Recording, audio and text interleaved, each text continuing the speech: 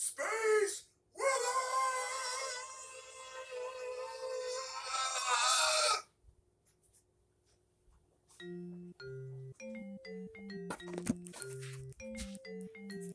Looking at the sun on 171 angstroms.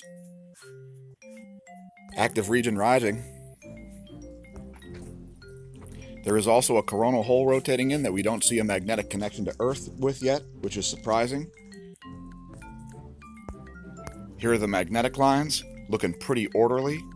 And by the way, we're going to be talking about the Earth's magnetic field also.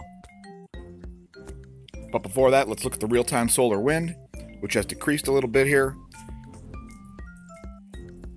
4.01 protons per cubic centimeter is the density, 379 kilometers per second is the speed. And we're still waiting to see a connection here. This might have been a little sputtered connection there for a quick moment. When that coronal hole magnetically connects to the Earth, the risk for a 7+ magnitude earthquake indeed goes up, and it could happen anytime. We'll show you on the gong too.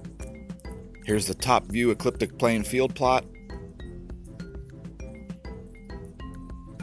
What we're waiting for is the Earth's field to snap across into these more open field lines.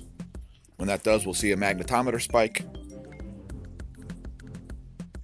and a possible connection to that coronal hole. If you look right down this line right here, there kind of is a connection to that coronal hole rather. So we'll just animate this to show you how suddenly the magnetic environment can change.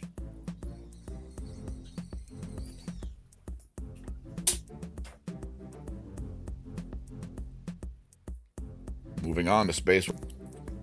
Whoops, I cut myself off. No edits. Moving on to spaceweathernews.com. We see the X-ray flux is quite low, quite weak. Again, we're awaiting a 180 degree or similar signal in the phi angle here to show a magnetic connection with that coronal hole. We do see some pretty wild spikes in the BTBZ, which is this top frame. Keep in mind, an extreme negative BZ is also associated with earthquakes in the current magnetic environment. Here's a magnetometer. We'll be looking for this to spike at any time. KP index has dropped down to 1. And the electron flux has dropped down a bit. Be keeping an eye on that too, as there are quite a few charging hazards. Actually, they've died down a little bit since yesterday. And the F2 layer, this is the F2 ionosphere, people, extremely weak. Now look at that. The highest frequency we're seeing there is only 8 megahertz. And this is just an anomalous blob of charge right here. An anomalous blob of weak charge. Also, auroral forecasts are surprisingly large. Next, how about quakes.globalincidentmap.com? We're going back 13 hours here to a 4.9 in the North Mid-Atlantic Ridge. This used to be a rare place for a quake to happen. Now we're seeing them on about a weekly basis, usually in the mid-4 to high 4 level. We also see a 4.2 in Mayotte, a 4.5 in Indonesia, a 4.3 in Greenland.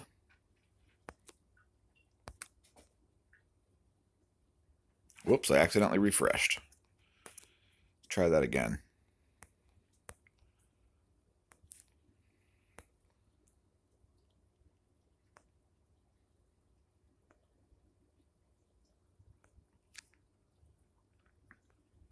That quake located very far north.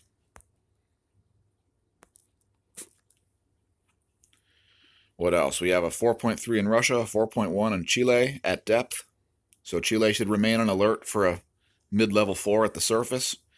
Another deep quake in Afghanistan. Afghanistan should stay on alert for similar reasons. Japan, a 4.7. Looks like the largest quake of the past 24 hours, I believe, is this 5.4 in Greece. Keep in mind this is the antipode, or opposite side of the Earth is Fiji, where we've been seeing deep quakes for months. Anyway, there's the location of that Grecian quake.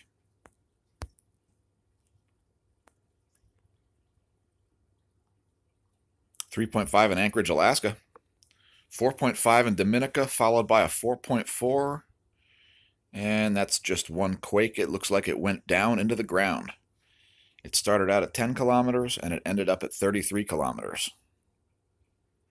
Philippines gets a deep 4.5, so they should remain on alert for a low level 5. Take a look at that one, as there's been some activity in the Philippines in the past couple weeks. Basically just north of our warning area, if not in our warning area. Zoom out one more step. By the way, the warning areas are here and here, as we have had a 7+ magnitude earthquake drought. And last, we've got an Ecuadorian quake at depth 4.8 magnitude at about 89 kilometers depth, just on the border of the Blot Echo range there, but right in the warning area. Moving on to volcanoes. At volcanodiscovery.com, we see today's volcano list. Shivaluch is calming down a little bit, but still explosively erupting, producing a 13,000-foot ash plume. Karangatang, 8,000-foot ash plume there. Tucono producing a 7,000-foot ash plume. Popocatépetl, uptick in Popocatépetl there, 20,000-foot ash plume coming out of Mexico. Fuego, ongoing volcanic ash. Reventador, volcanic ash moving fast to northwest. Sabancaya, continuous ash emissions. Planchon Peteroa, 18,000-foot ash plume, so a couple volcanic upticks. Next, we'll check out the Magnetosphere movies here, starting out with velocity. See some pretty significant variations in the velocity here, although the density should be a little more interesting because we've had some big fluctuations in the solar wind density. Here's the density. You can see big variations coming in there from the left. The light-colored bars are low density, the dark-colored bars are high density of solar wind.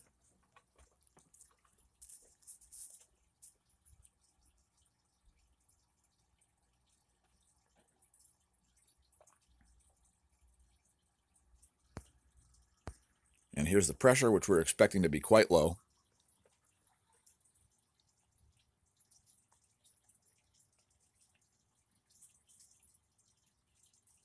But nothing too extreme.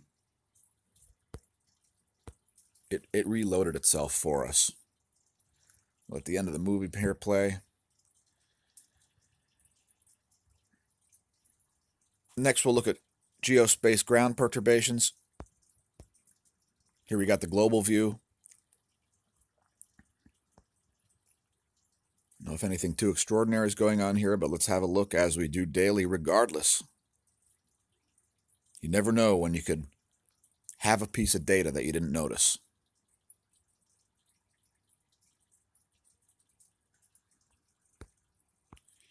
And let's look at it from the polar view also.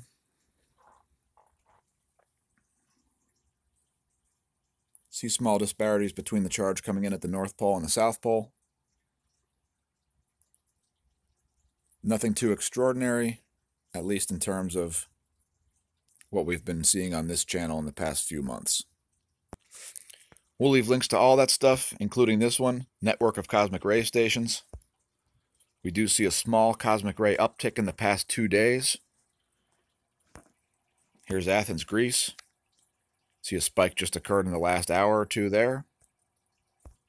Mexico City is also showing about a 2 or 3 day uptrend in cosmic ray flux. Moscow agrees also with about a 2 or 3 day uptick in cosmic ray flux. And while the levels at Oulu are flat, DOMC Antarctica and DOMB Antarctica both agree with the other monitors that there's been a small cosmic ray uptick in the past 2 or 3 days. Next, we have an article on Eureka Alert about the visualization of regions of electromagnetic wave plasma interactions surrounding the Earth. Kanazawa University is using a combination of satellites and ground-based arrays to see the interactions between plasma around the Earth. Schematic illustration of coordinated observation using the scientific satellite ARAS and P-Wing, a ground-based observation network, through detailed observation by the scientific satellite ARAS in the Magnetosphere and observation of aurorae along geomagnetic field lines from the ground. It is possible to investigate the capture and spatial distribution of generation regions of wave-particle interactions. I think that's a sufficient caption to use the image. There's the image. We'll leave links to the article. Have yourself a read. It's pretty interesting. And it has to do with the kind of stuff we cover daily on this channel. Not only is it a great read, it also is studying things like plasma making it down into the actual atmosphere and so on, and how it gets there along electromagnetic field force lines. So check it out. And let's look at an utterly nonsensical article from Nature.com. Oh yeah, Nature.com coming through with an article full of BS based on an idiotic idea and a stupid premise. Propagating lies. Have a 5-minute read.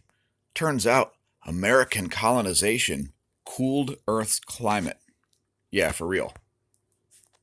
They're not kidding, people. This is not The Onion. Let's see the caption on this image. A genocide-generated drop in carbon dioxide. Now, here's the idiotic premise. Carbon dioxide has anything to do with the Earth's temperature. Carbon dioxide has a causal relationship with changes in the Earth's temperature. An idiotic, retarded idea. I quote, "The team says the disruption that followed European settlement led to a huge swath of abandoned agricultural land being reclaimed by fast-growing trees and other vegetation. This pulled down enough carbon dioxide from the atmosphere to eventually chill the planet." That's right. America caused the Little Ice Age by reducing carbon dioxide in the atmosphere. Wow. So anyway, stop by BBC News or stop by Nature.com. Tell them what you think of this article. Next, we got one from Cosmos Magazine regarding the tsunami in Indonesia that recently occurred due to a 7.5 magnitude earthquake. Why did it create such a devastating tsunami? Well, it's because of seismic waves traveling unimpinged over long faults. So it creates what's called a super shear velocity, and that allows the seismic waves to just move around at full speed. And if we could identify the factors that determine the speed of earthquakes, we could estimate better the shaking intensity. The work suggests one factor worth exploring, a possible relation between the age of the fault and the rupture speed. It also gives a counterexample to the idea that fast earthquakes happen only on straight faults. And part of what that's about is the fact that this particular earthquake, the fault lines went around several sharp bends before reaching the tsunami location. We'll leave links to that article also. Next, we got one from extremetech.com. Thanks, China. Sending back some science from the moon. Lunar lander reports colder than expected temps. Now, first of all, please don't call it the dark side of the moon. The whole moon gets light and dark. If you call it the far side of the moon, then you haven't pulled a Pink Floyd. We'll leave links to the article. Let's see. They were expecting negative 280 degree Fahrenheit temperatures during a lunar night, and they're getting negative 310 degrees Fahrenheit instead. I guess that's news. How about a little Article from Science Alert. Don't tase me, bro. Don't tase me. Because I may be wearing a gasoline-soaked shirt, and if I am, I will start on fire. Links to that article also. Next, let's look at SciTech Daily for an article that's all over the internet also. ALMA reveals complex organic molecules around a young star. Nice. We got 21 tabs open, and this is number 20, so we're almost through here. Here's a false color image of the star. Dust is shown in orange. And methanol is shown in blue, a complex organic molecule. We're also seeing acetone, acetaldehyde, methylformate, and acetonitrile. So, some complex molecules.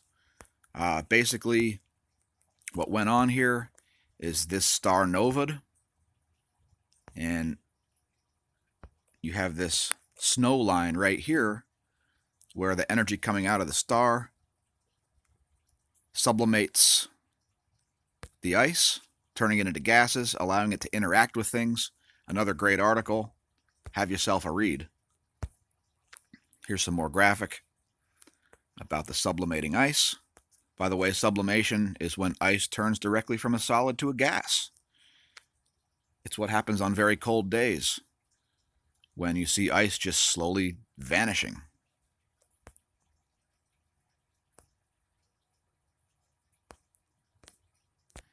This particular star is experiencing what's called an FU Orionis type outburst, a sudden increase in luminosity due to a bursting torrent of material flowing from the disk. In other words, the star novaed. Next, we got another article that's all over the internet today, and well, it should be. Check your compass. The North Magnetic Pole is on the move. Why they have this graphic of a bunch of melting ice, I have no freaking idea, but turns out that they have a July 23rd, 2017 file photo. Oh, well, thanks. Anyway, as regular viewers of this channel probably are already aware, Earth's North Magnetic Pole has been drifting so fast in the last few decades that we don't have accurate estimates on where it's going to be. And yesterday, NOAA released some information about it. Whether it's all over mainstream news or not, I have no idea, because I don't watch mainstream news. However, for those not aware, since 1831, when the North Pole was first measured in the Canadian Arctic, it has moved about 1,400 miles towards Siberia. Its speed jumped from 9 miles per year to 34 miles per year since 2000. The reason that they give is not a reason that a lot of people believe. Well, I mean, a lot of people believe it, but this idea of a hot liquid ocean of iron and nickel in the planet's core, I'm not buying it. Mainly because of the Curie temperature. I mean, this is like a cartoon, like the solar gaseous plasma model. Anyway, we'll leave links to the article, but more importantly, here's the actual release from NOAA. And we'll leave links to that too, folks. Now, this came out like 4 years earlier than it normally would because of the sudden changes. Now, here's the map they've got, which is showing you a star where the pole is. But look what's going on here regarding this other portion.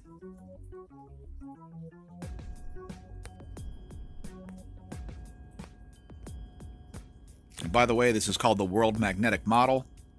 It's used for various things, and most of these articles are generally going to downplay what occurs when a pole shift and pole flip occur.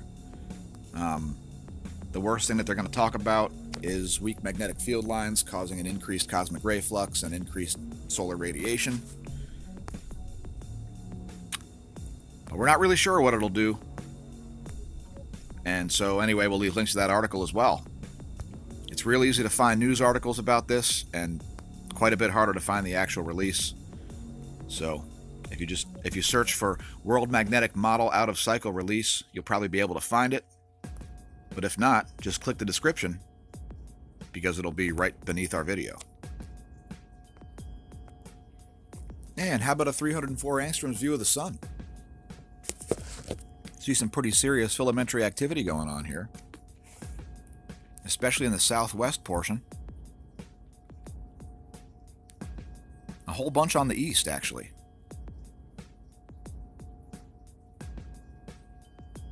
In fact, there's enough filaments to take a look at the LASCO C2.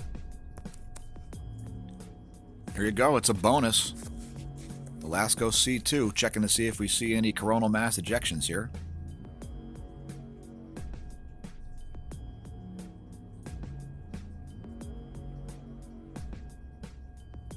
There is some plasma coming out from the west. Does not appear to be Earth-facing, it's just headed off in this direction. So in any case, when you're searching for coronal mass ejections, don't drink. And if you drink, find the coronal mass ejections anyway. And don't drive.